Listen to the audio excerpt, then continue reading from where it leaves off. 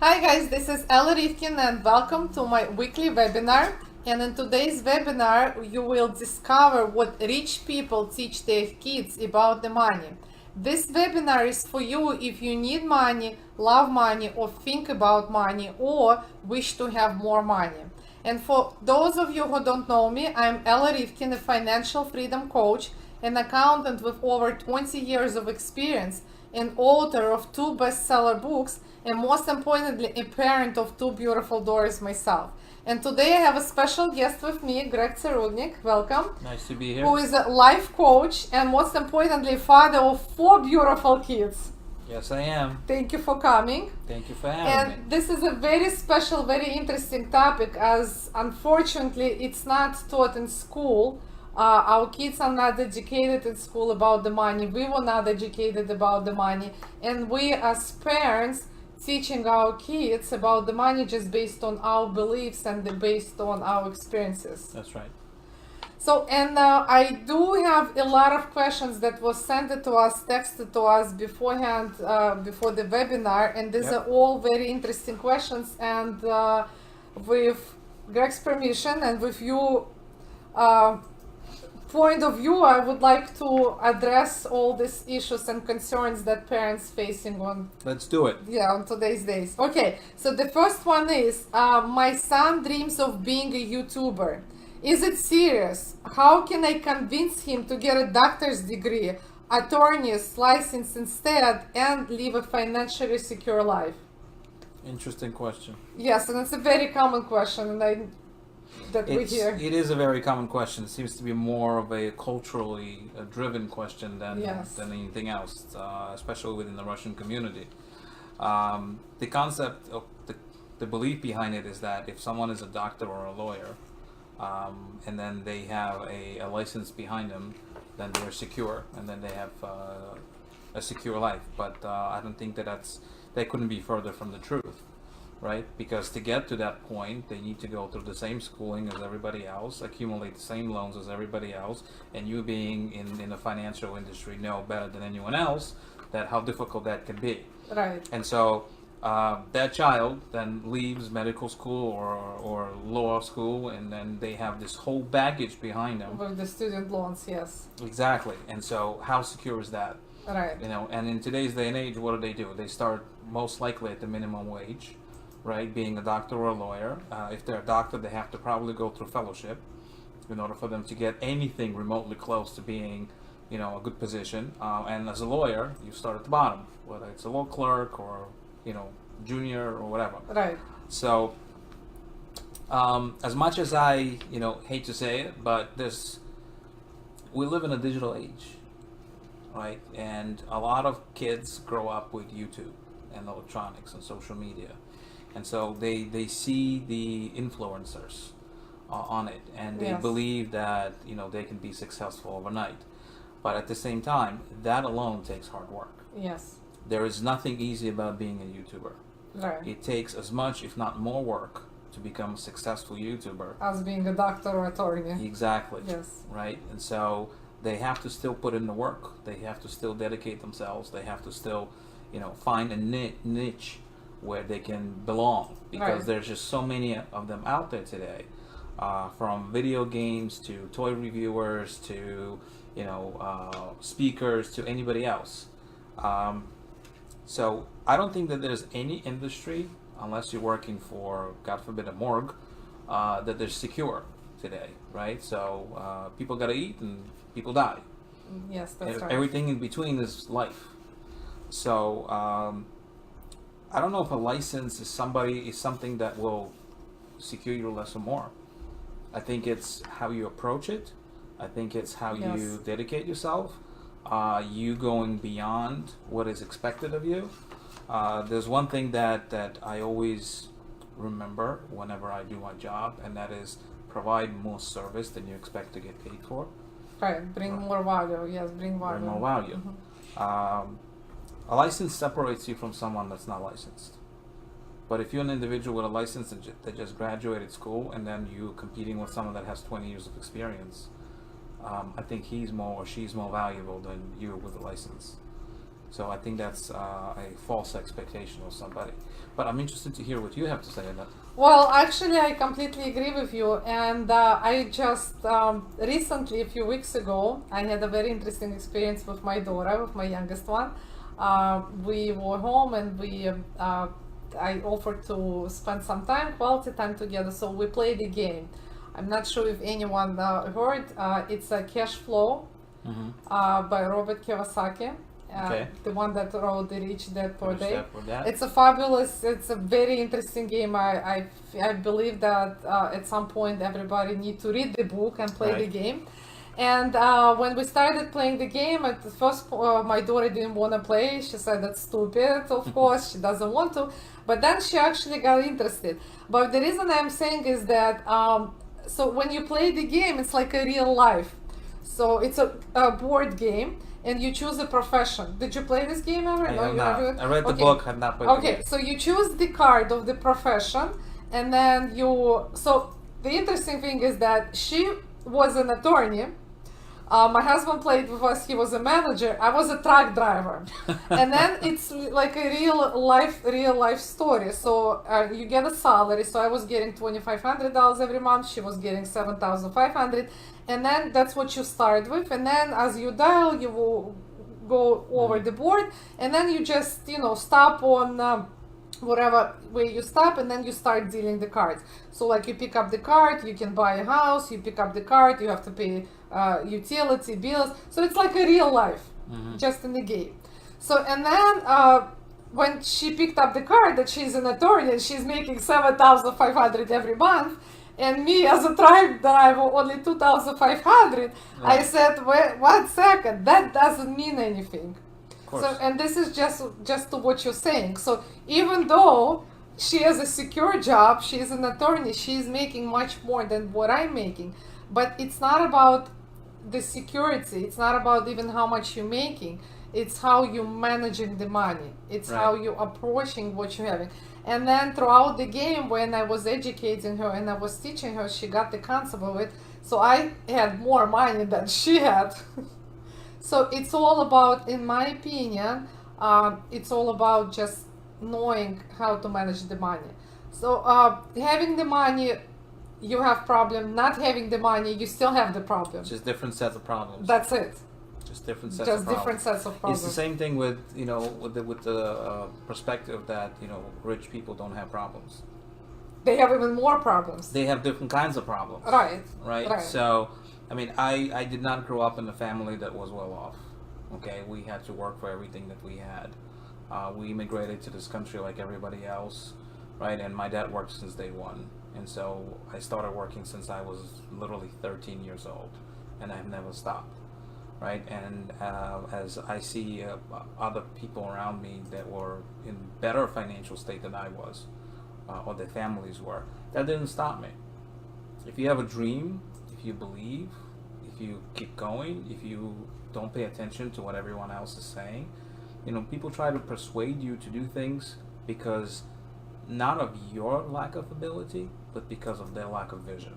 That's it, yes. So if you want to be a YouTuber, you want to be a gamer, you want to be a lawyer, you want to be a doctor, you could be a lawyer and totally suck at it. You could be a doctor with the worst bedside manner, right? You could be a doctor that doesn't make any money, right? But you have a medical degree. And you could be a YouTuber that makes millions of dollars. There's kids that, that are on YouTube that make millions of dollars.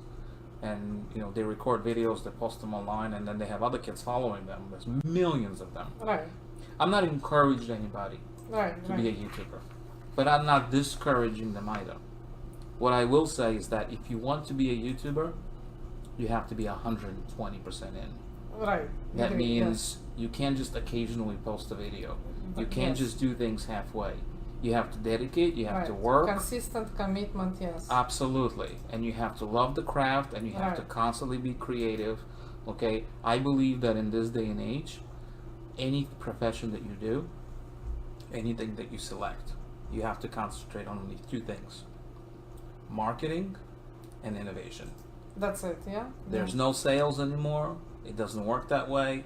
If you market yourself, you market your skills, you market your experience, your abilities, your talents, your gifts, your vision. Yes. That's what you market. And innovation means that you have to do something that is different from everybody else. So if you want to be a YouTuber and make millions of dollars, what are you going to market to the marketplace? Your skills, your abilities, and then how are you going to be creative doing that? Right. And no amount of licenses or securities or certificates are going to help you do that. That's my opinion on that question. Yes, I actually completely agree. And we have a next question. At what age shall I start to teach my kids about money? Can it be too early or too late? I don't think there's ever a time where it's too early. Right? So from the very first time that they get a play cash register, you have to teach them a concept of money.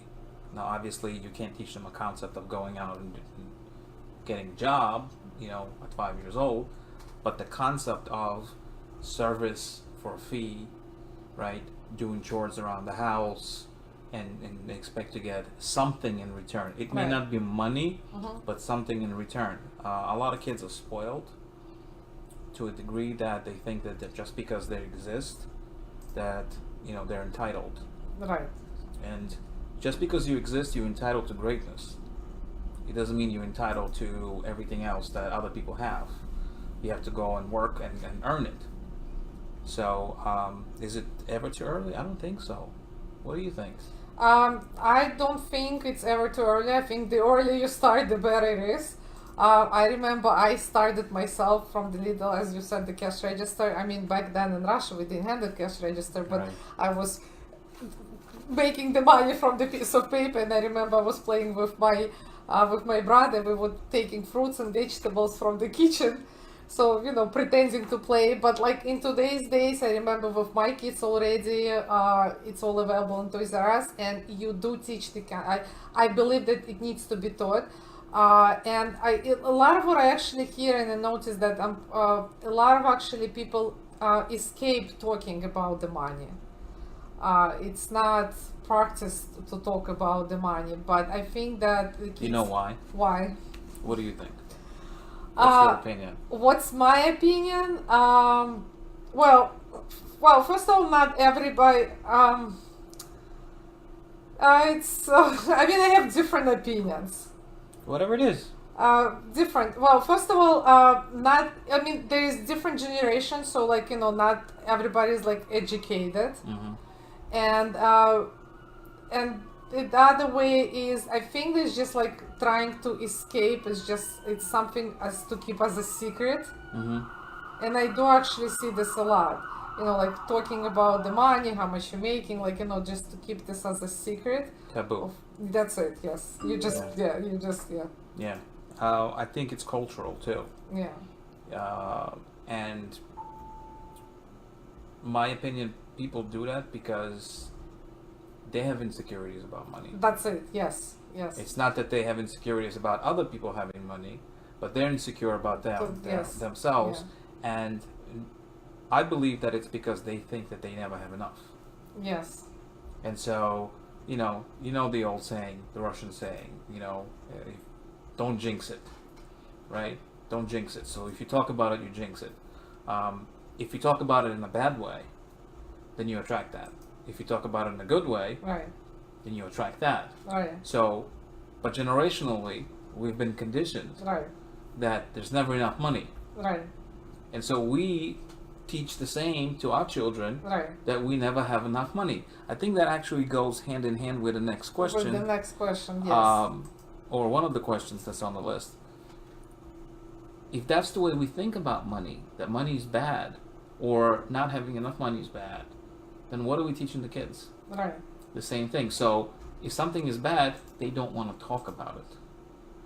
And it becomes a problem when they're interviewed for a job because they feel uncomfortable talking about the money. It decreases their own self-value because, well, if I'm providing the service and I'm not good enough, why should I ask for that amount of money? I'd rather do it at cheaper because someone else is more experienced, is going to ask for more. It creates that whole feeling of lack. Right. So somebody has to break the cycle. Right. Somebody has to say, I am worth it. We can talk about money.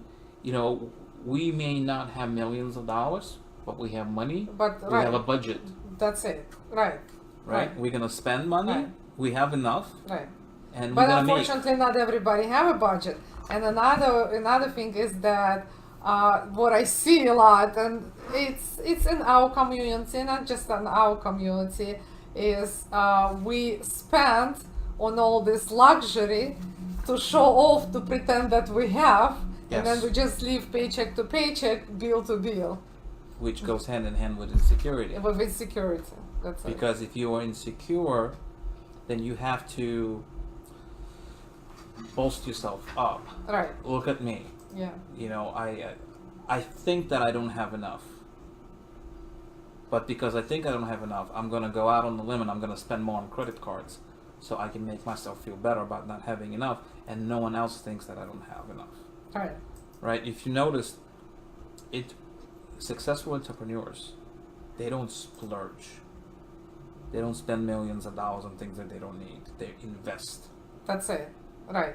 They invest in themselves. They invest in real estate. They invest in real properties. They invest in knowledge. They invest in people. They invest in businesses. Right. They don't just throw money away. Right. Those that do quickly run out. Right. So that's and I agree with you completely, and that's what my opinion, that we need to invest into actually educating the kids about the money, so they'll know and talk about it. I personally talk about and every time we have a dinner conversation, a family conversation, we constantly talk about the money. And my daughter, the youngest one, even the youngest one, sometimes she gives me the ideas. I was like, where did you hear this? Because she hears it from me all the time, and me just talking with my husband, discussing. So she knows all the concept of buying the real estate, the stocks, the investment. Oh, I remember last year she came from school, she called me, she's like, oh, can you buy this stock for me? I was like, where did this idea come from? But she's like, well, I heard you were having a conversation about the stocks and going up, so I want you to invest for me. So I think that should be included in the talks, to talk to the kids, to educate them about all this concept. Or even actually today they see it on the YouTube, to open up the conversation, even though if the parents, I think I even had that question, if the parents themselves do not know anything about the investments or real estate. But that's okay, because the YouTube comes here, so anything today can be learned. I think it's also important to watch what we say. Right.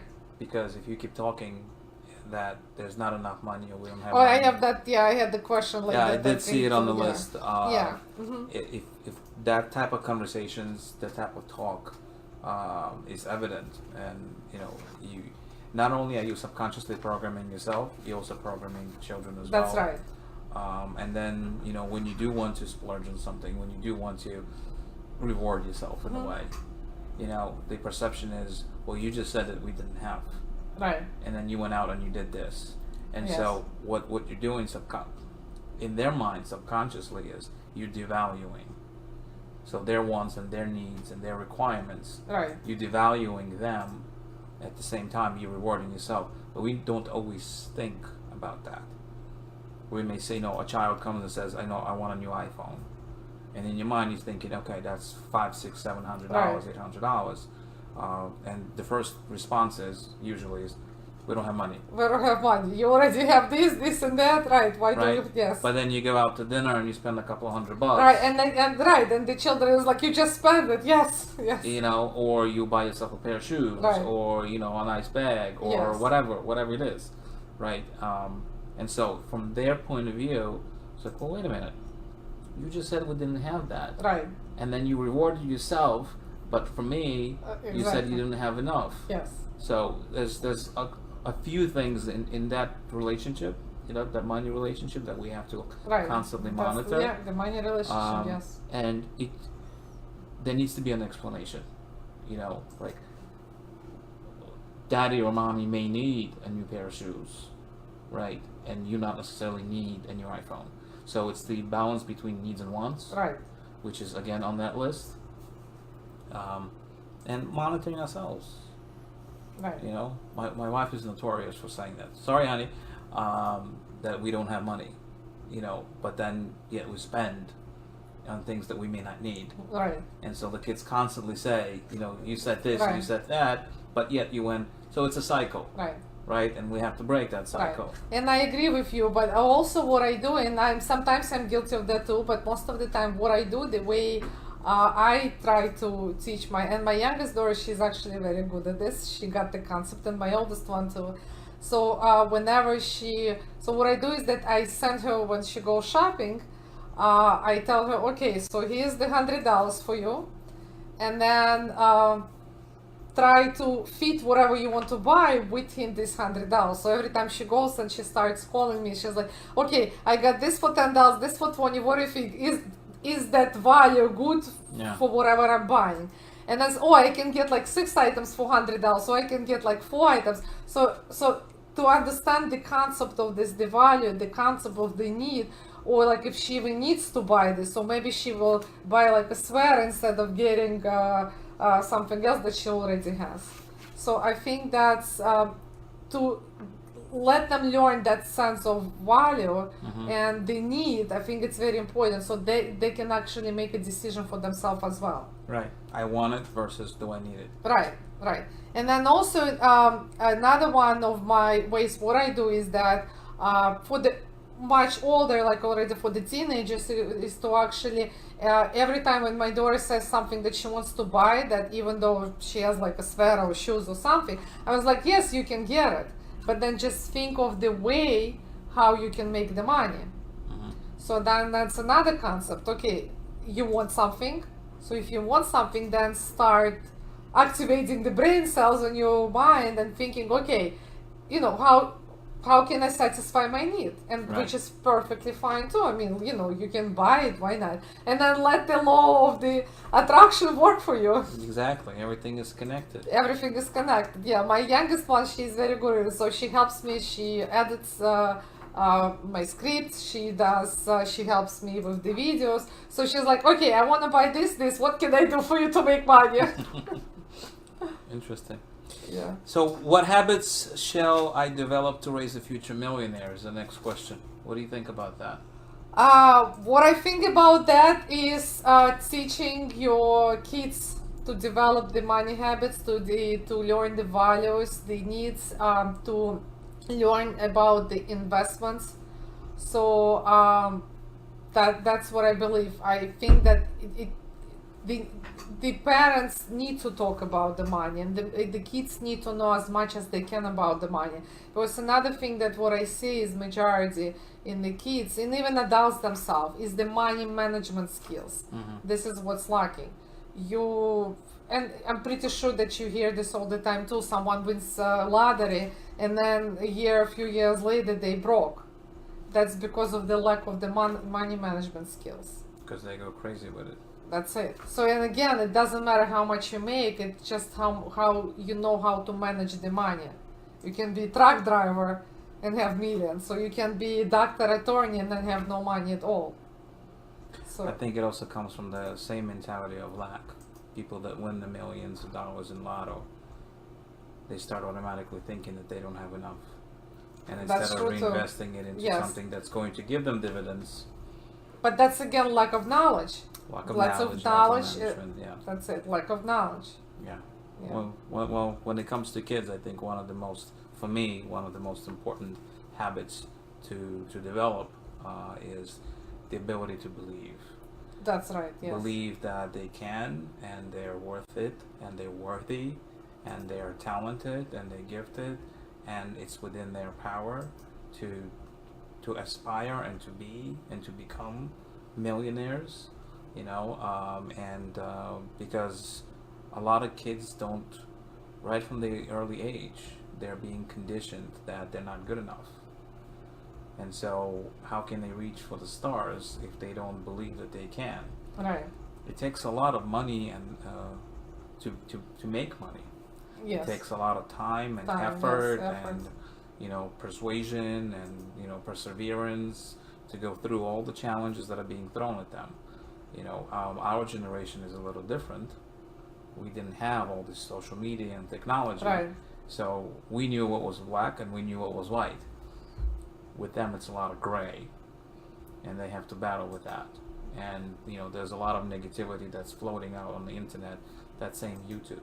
Yes. Between Facebook and Instagram and Twitter and everything else. So I think instilling the feeling that of belief, the knowing that they can, in my opinion, is very important. Yes, I agree with you. Yes, I agree. That's it all comes. The psychology is the number one. Yeah. And then learning the money management skills, learning the habits, educating yourself, and then just simply the same thing with I do with my youngest daughter is every time, like when her birthday comes up or some kind of holiday, she gets a gift. So she goes to me right away, put it into my savings account, So like I already taught her that skill that she needs to save, she needs to invest, versus like, okay, I got the money, let me just go and spend it. Right. Yes, I agree. We teach the kids something similar. Yes. Here's a little bit for you to go out and to have go fun. have fun, but then the rest, yes, save. Yes. Invest it, put it away. Yes. So. Okay. Well, we have.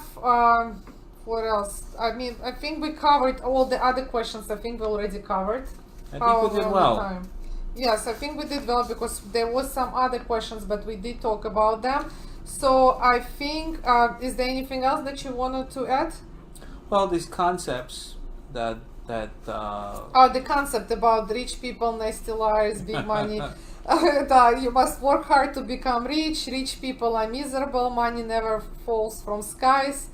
Okay, so what do you think about all these phrases? Well, I think money actually does fall from the sky.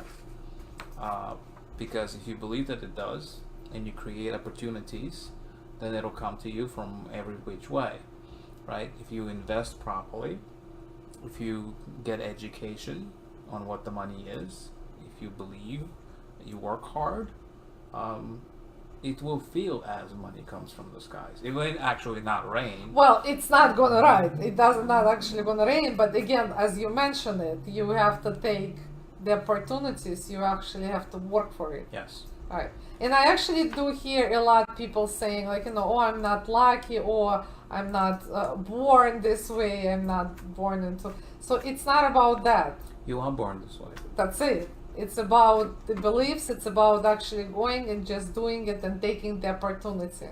You're born complete.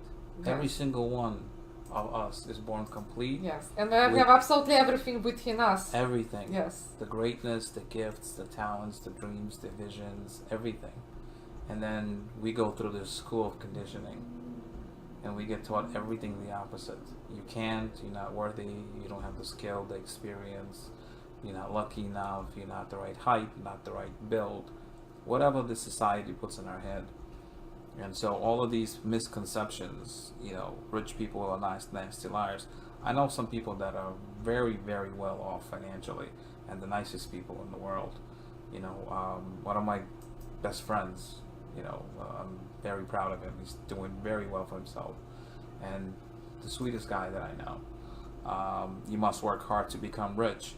Well, you must work hard to be anything. Anything, that's right. Anything, yes. If you want to achieve and to become something else. Yes.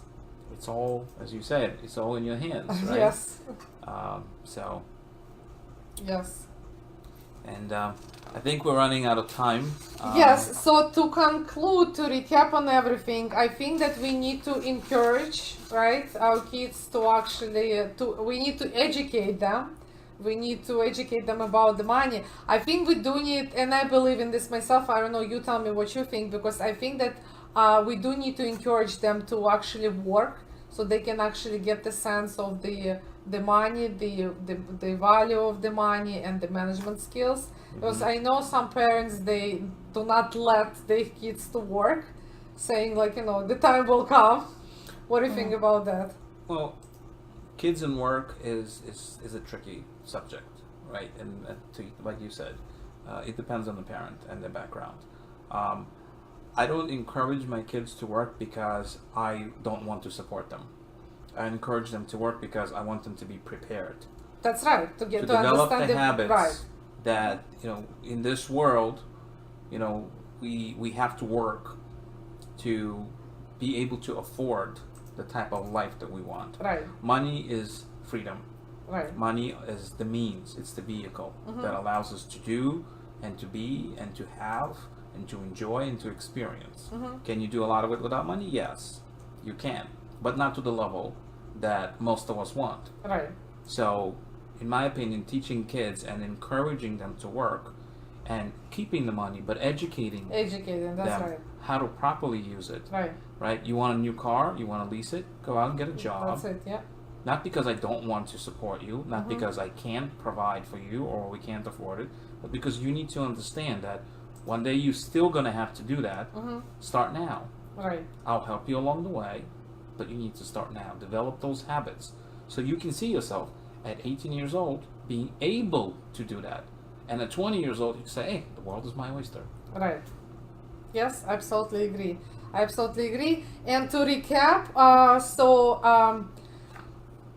my what we talked about it and my view on this. So they change your way of thinking of money, right? That's what we talked about Yes. it. Change your money habits. Talk about the money with your kids. Teach them how to save, to develop these saving money skills. Do not say I cannot afford.